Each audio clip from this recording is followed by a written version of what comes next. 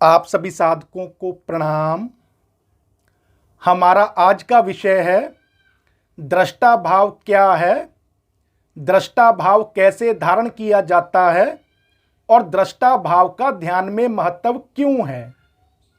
देखिए, वैसे तो इस विषय को शब्दों से समझाना असंभव है, पर फिर भी मैं आपको प्रैक्टिकल समझाने का प्रयास करूंगा। जो साधक थोड़ी भी स्थिति को प्राप्त कर चुके होंगे, जिनके काम का ये विषय होगा, वो समझ जाएंगे। वैसे तो मैं समझाने का प्रयास तो सबको करूंगा।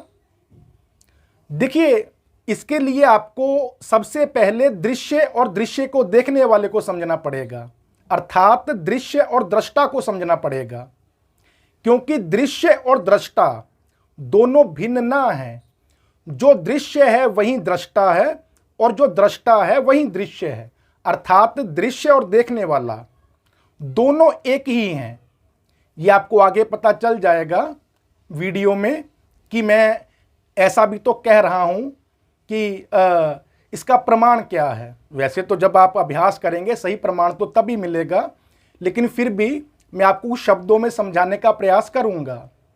इसी में दृष्टा भाव का जो ध्यान में महत्व है वो छिपा हुआ है, क्योंकि दृष्टा और दृश्य एक ही हैं, इसीलिए इसका ध्यान में इतना महत्व भी है।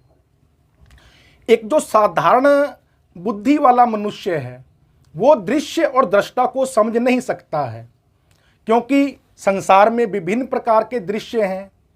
पेड़ हैं, पशु है, पक्षी हैं, और भी बहुत सारे मनुष्य हैं। पूरी की पूरी प्रकृति है, वो भी विभिन्न आकार प्रकार की है और हमें सत्य प्रतीत होती है, हमें सत्य दिखती है, हम उसी में जी रहे हैं। तो ऐसे में हम उसे मात्र दृश्य कैसे समझ सकते हैं, क्योंकि वो हमारे सामने साकार है, मात्र दृश्य नहीं है, क्योंकि हम उसे उसी रूप में जी रहे हैं। और दूसरा दृष्टा, दृष्टा अर्थात देखने वाला। मतलब आप जब भी देखते हैं बाहर की ओर तो आंखों आपको लगता है, आप मानते हैं कि आपकी आंखें देख रही हैं, जबकि ऐसा ना है।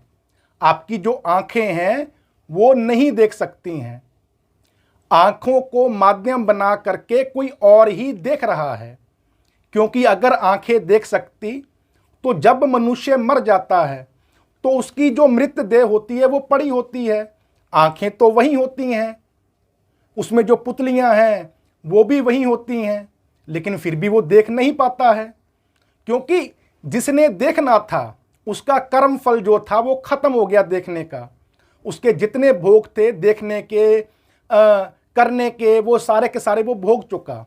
तो पुतलियों का सहारा उसने छोड़ दिया तो पुतलियों ने देखना बंद कर दिया। ये तो प्रत्यक्ष है कि आंखें देख नहीं सकती हैं, आंखों को माध्यम बना करके कोई और ही देखता है। दृष्टा और दृश्य को दो ही स्थितियों में समझा जा सकता है, या तो स्वप्न में अथवा ध्यान में। जो स्वप्न है उसमें दृष्टा और दृश्य घटित तो अवश्य होते हैं, लेकिन वो शुपत सुषुपति अवस्था होती है, अर्थात अचेतन और अवचेतन के बीच की अवस्था होती है। वहां पर आप सब कुछ देख तो रहे होते हैं, लेकिन समझ ना पाते हैं।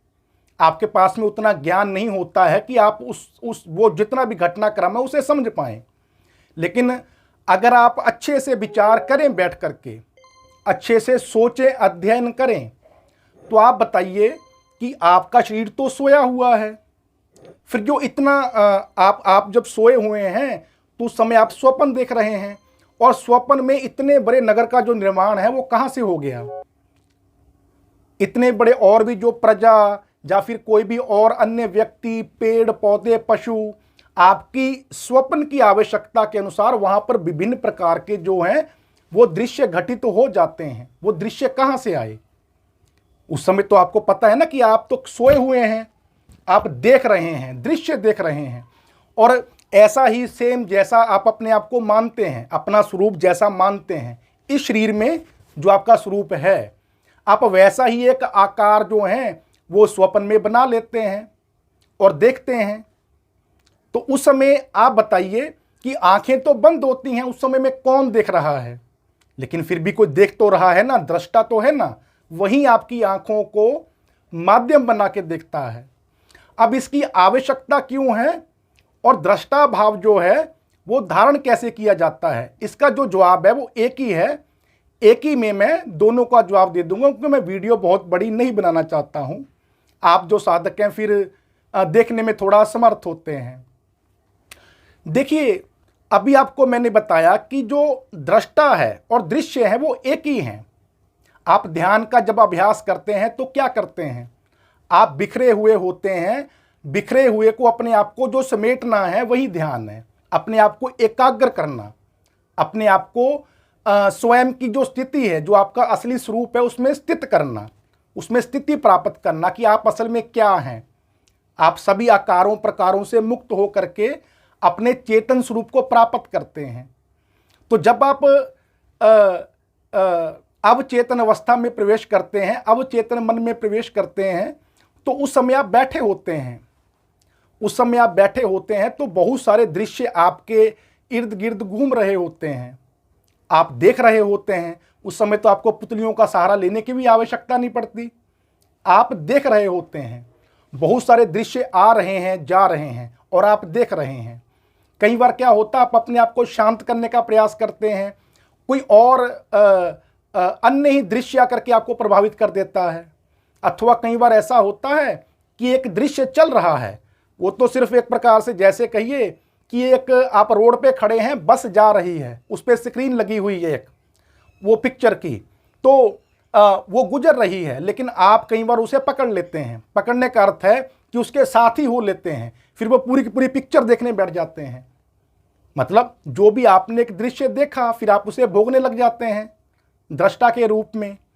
तो वहां पर जो है फिर आपको और जो दृश्य हैं वो प्रभावित करते हैं।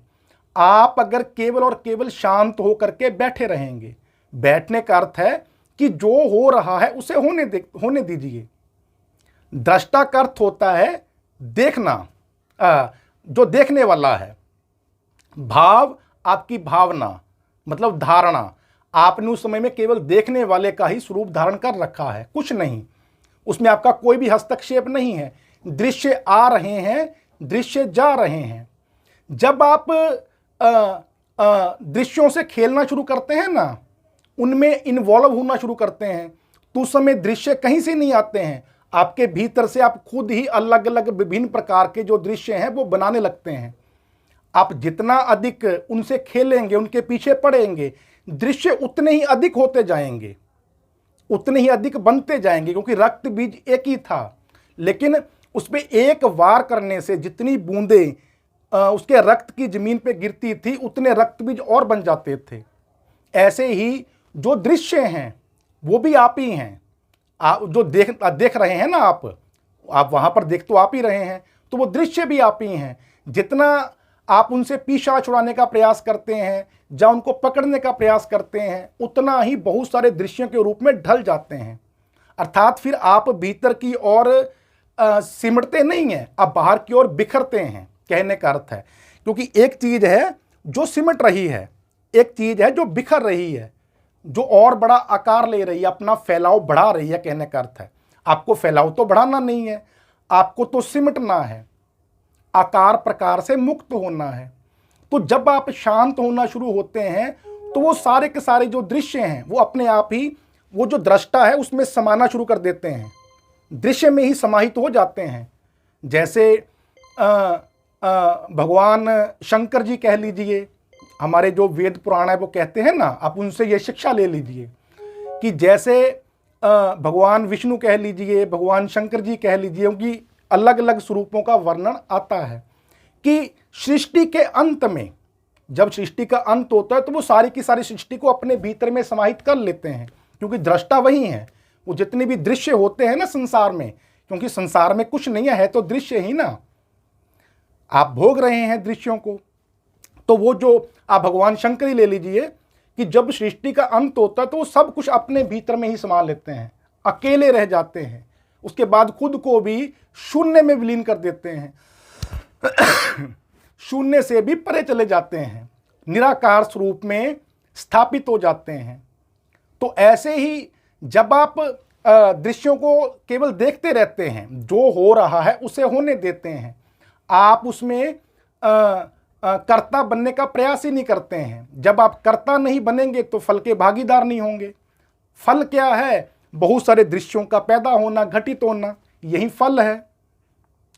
आप अगर अपने आप को दृश्यों से मुक्त कर देते हैं, करने का अर्थ है कि छोड़ दीजिए उनको उनकी स्थिति पे, आप निमित्त मात्र बन जाइए, आपको कुछ भी नहीं करना है।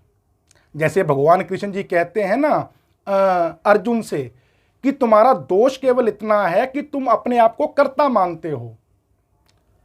जब भी तुम अपने आप को कर्ता मानते हो तब तुम फिर फल के भागीदार होते हो। अगर तुम निमित्त मात्र रह जाओगे, कुछ करोगे ही नहीं, तो जो फल है अथवा कर्म है वो तुमको कैसे प्रभावित कर सकते हैं। ऐसे ही ध्यान में जब आप कुछ करेंगे ही नहीं, निमित्त मात्र ही बन जाएंगे, तो फिर दृश्य आपको कैसे प्रभावित कर सकते हैं। आपके नए नए जो दृश्य हैं वो तो घटित तो हो ही नहीं सकते, क्योंकि भगवान कृष्ण जी जो हैं वो कह तो ध्यान के विषय में ही रहे हैं। क्योंकि पूरे का पूरा जो गीता है पूरी की पूरी वो योग शास्त्र है, वो ज्ञान शास्त्र है।